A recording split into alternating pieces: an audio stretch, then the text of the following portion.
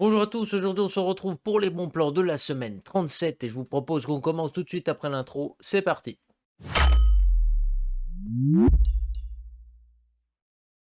Mais tout de suite avant qu'on commence, je tiens à préciser que cette vidéo est sponsorisée par Godil24, un site qui vous permet d'acheter des clés Windows 10, Windows 11, des clés et licences Office à prix réduit et tout ça avec des codes de réduction qui sont sympathiques.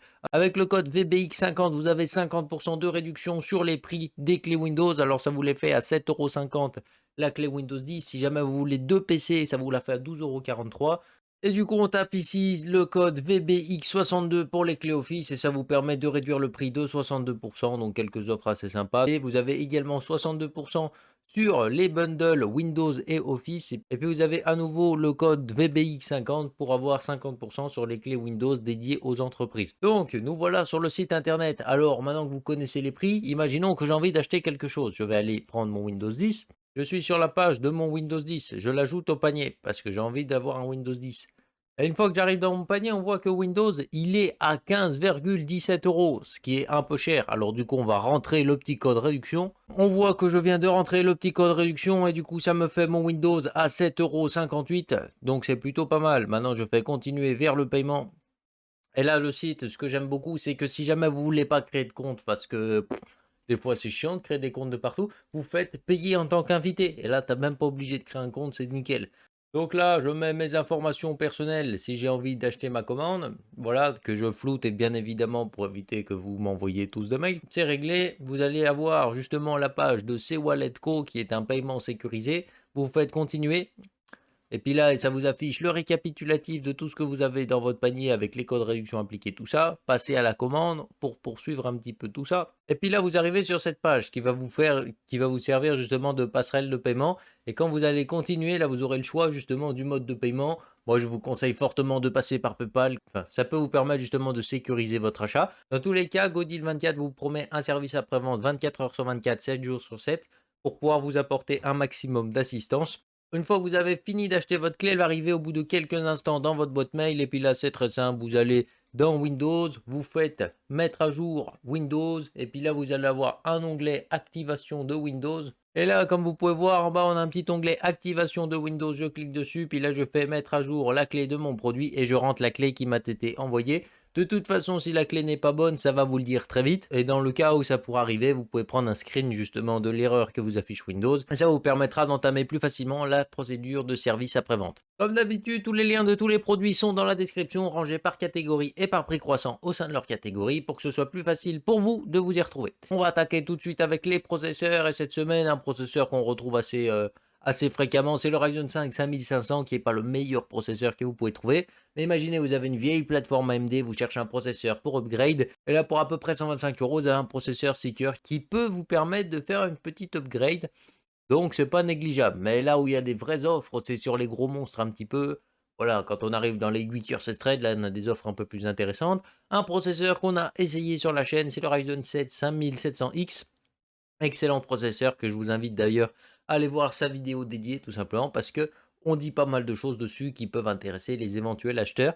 On va dire que c'est un processeur que vous pouvez tweaker assez facilement et ceux qui aiment bien mettre les mains dedans ou qui veulent apprendre à mettre les mains dedans, c'est pas mal parce que ça peut vous permettre d'avoir un petit peu de connaissance au niveau du BIOS, tout ça. Si jamais vous voulez la version déjà overclockée au maximum de ce Ryzen 7 5700X, bah vous avez le 5800X qui est tout simplement la version un petit peu dopée. Globalement, les deux processeurs sont exactement les mêmes, à part les fréquences qui changent un petit peu. Mais voilà, avec un petit bidouillage, les deux sont pareils. On va pouvoir attaquer les cartes mères. Cette semaine, on a encore une fois la carte mère de foufou. C'est une offre, franchement, que je vous invite à sauter dessus sans plus attendre. C'est une Asus TUF Z690 en DDR4. Tout ça pour seulement 224 euros. 224 euros. Cette carte mère, elle coûtait 300 balles. Il y a quoi? Il y a une semaine. Non, 2 semaines, parce que la semaine dernière, elle était déjà à ce prix-là. Gagnez quand même 80 balles par rapport au prix de la carte de base.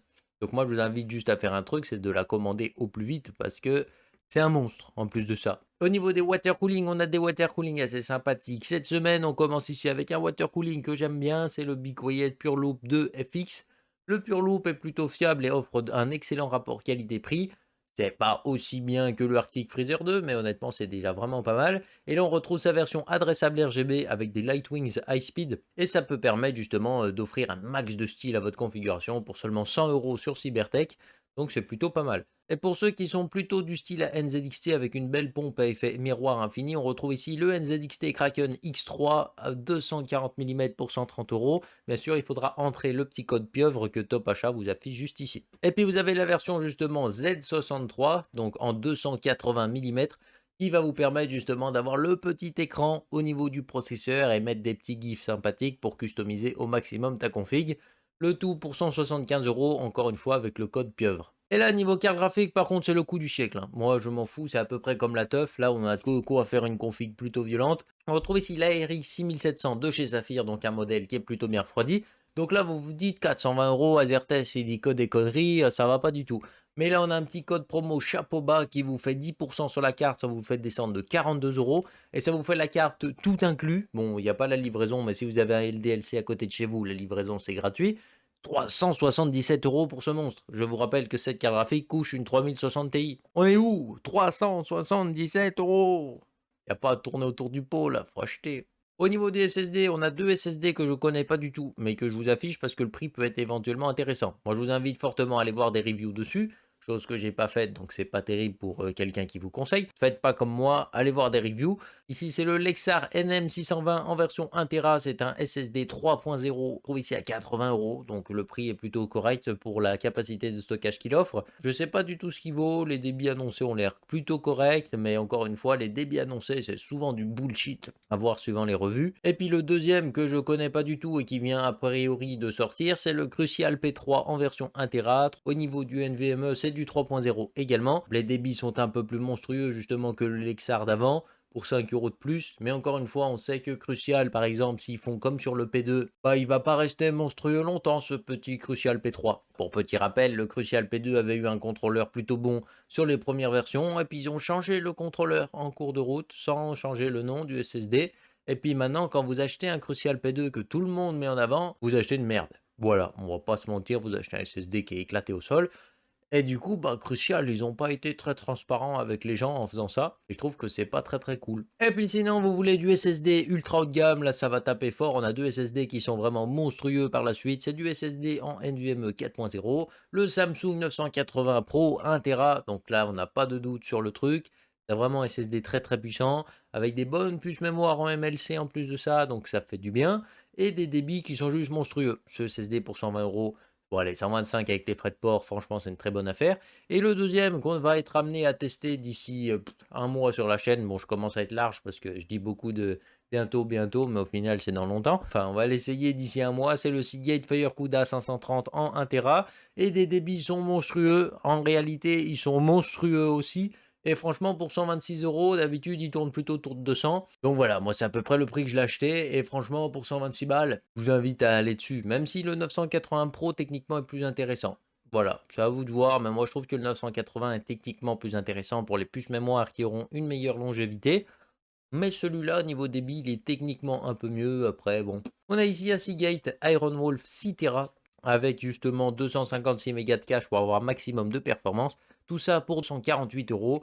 Le prix est plutôt correct. On va dire que d'habitude, c'est légèrement plus cher. C'est pas une solde de ouf, mais ça fait toujours plaisir. On va attaquer les alimentations avec la seule et unique alimentation de ce top. Et on retrouve ici la MSI MPG à 85 €. Donc c'est la version A650GF, donc pour 650 watts. C'est 80 plus Gold, c'est garanti 10 ans et c'est une excellente alimentation milieu de gamme. Pour ceux qui veulent du PC portable, on retrouve ici un Lenovo IdeaPad 3 en génération 6. C'est un écran de 15,6 pouces. Dedans, on retrouve un i5 11135 G7, donc avec la plus grosse puce graphique de cette génération d'Intel.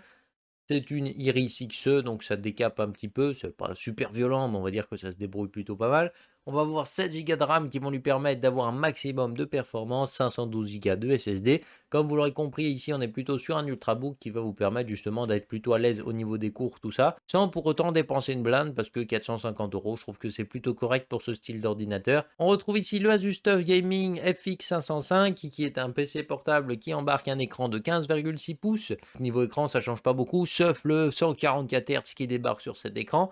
Sinon, on va retrouver ici une carte graphique qui est la GTX 1650 classique, donc c'est pas un niveau de performance ultime, mais ça fait tourner quelques jeux. On retrouve également un Core i5 10300H, 8 Go de RAM, 512 Go de SSD, il n'y a pas d'OS, mais comme vous l'avez vu au tout début de la vidéo, vous pouvez en avoir un pour environ 7 euros. Et puis voilà, c'est à peu près un PC qui est pas mal, on retrouve ça pour 600 euros. C'est pas le meilleur coût qu'on ait vu, parce que des PC avec des configs comme ça, vous attendez la fin d'année, vous pouvez en avoir pour 100 euros de moins. On va dire qu'il faut attendre un petit peu. Mais là, pour le moment, si vous êtes pressé d'acheter un PC portable un petit peu polyvalent, ça peut être une bonne offre ici. Et là, pour 170 euros, on retrouve un écran 29 pouces de chez Lenovo avec un taux de rafraîchissement de 90 Hz. Alors, c'est pas le plus fluide qu'on peut avoir, mais pour les jeux contemplatifs, c'est plutôt pas mal. Au niveau de la résolution, on se retrouve ici sur du 2560 par 1080 et on retrouve un écran qui cette fois-ci est en 1440p avec une dalle IPS de 144 Hz. L'écran est 27 pouces en plus de ça. Et comme vous l'aurez compris, c'est un écran qui est plutôt intéressant parce que pour 220 euros, vous avez quand même un dalle IPS, donc des belles couleurs. Les contrastes sont un peu moins bons que sur une VA,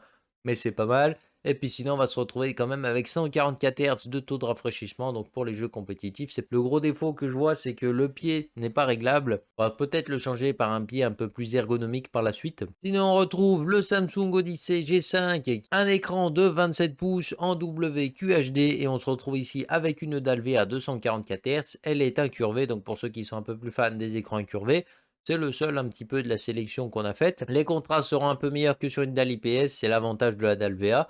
Et puis pour 252 euros, je trouve que c'est plutôt un bel écran, donc c'est plutôt sympa. On retrouve également chez LG un ultra wide, un autre écran en 21/9 comme vous l'aurez compris. On se retrouve ici avec un écran de 35 pouces avec une résolution de 3440 par 1440. Enfin, on est entre le UHD et le WQHD, si vous avez bien compris. On se retrouve ici avec un écran qui est capable de rafraîchir à 100 Hz sur une dalle VA. Encore une fois, les contrastes sont un peu mieux que sur une IPS et là, niveau fluidité, on est pas mal. On se retrouve entre les FPS et les jeux contemplatifs, même si je pense que ce sera plutôt dédié aux jeux contemplatifs, vu qu'on a 5 millisecondes quand même de rafraîchissement pour les pixels. On attaque les périphériques ici. Cette semaine, on a une webcam plutôt sympa. C'est la Logitech C920 HD Pro, qui est plutôt une bonne webcam qui vous permet, comme son nom l'indique, de filmer en 1080p. Et c'est plutôt pas mal. Franchement, c'est une webcam qui fait plutôt bien le boulot. Je crois que c'est 1080p 60 fps que vous pouvez faire avec. Et pour commencer le streaming, si vous n'avez pas prévu d'acheter un caméscope ou une caméra, c'est franchement pas mal. Et là, on va se retrouver avec pas mal de périphériques Corsair. On commence directement avec un casque qui est le Corsair H70 Pro. Un casque qui est plutôt une bonne qualité de son. Pour 60 euros, franchement, il n'y a rien à dire. Voilà, c'est plutôt de la bonne qualité de conception. Il me semble que le son est pas mauvais non plus. Pour celui qui le cherchait, 60 euros, ça fait quand même pas mal d'argent de gagner. Sinon, on retrouve ici un pack de chez Corsair qui embarque pas mal de choses. Au niveau du clavier, on retrouve ici le K55 RGB Pro qui est un clavier qui sera pas mécanique, donc on est sur un clavier à membrane, mais on a quand même la belle qualité de finition des LED Corsair. Sinon, au niveau du casque, on embarque ici le HS50 Pro. Ça va être sur la même série que l'HS70 Pro qu'on a vu juste avant, mais c'est un peu moins haut de gamme, donc techniquement, vous perdez un petit peu en qualité, tout ça. Et puis sinon, au niveau de la souris, on est sur la Harpoon RGB Pro, le tout pour 80 euros. Le clavier coûte environ 50 euros, le casque coûte environ 50 euros, la souris, je sais pas, mais dans tous les cas, déjà juste le pack clavier-souris arrive au-dessus du prix du kit complet. On va retrouver également un autre clavier de chez Corsair qui se trouve être le K70 RGB MK2. Donc ici on retrouve des Switch Cherry MX qui sont plutôt pas mal pour le gaming. Hein, on va pas se mentir, c'est un petit peu leur spécialité normalement, si je me trompe pas. Et puis là on retrouve ce clavier pour 99 euros. D'habitude ça tourne plutôt autour de 120 il me semble. Donc c'est un prix qui est plutôt correct. C'est un clavier qui est plein format, donc on a le pavé numérique et puis on n'a pas de touche de macro. Vous avez quelques touches pour le volume, tout ça. Franchement, le clavier doit être plutôt pas mal. Et encore une fois, la grosse force qu'il a, c'est qu'il a du très bon RGB de bonne qualité et ça fait plaisir. On retrouve encore une fois un périphérique de chez Corsair avec un casque qui a fait beaucoup parler de lui. C'est le Corsair Virtuoso Wireless blanc. Je trouve que ce casque est plutôt sympathique dans ce thème blanc et doré. C'est vraiment sympa. Les LED sur les côtés, je comprends jamais à quoi ça sert, puisque techniquement, quand vous l'avez sur la tête, vous n'êtes pas censé le voir. On voit que les mousses ont l'air d'être pas mal quand même, donc il a l'air d'être plutôt confortable. Tout ça pour 100 euros au lieu d'à peu près 200 euros d'habitude. Je pense qu'il tourne légèrement moins de 200 euros, ça doit être 180, un truc comme ça.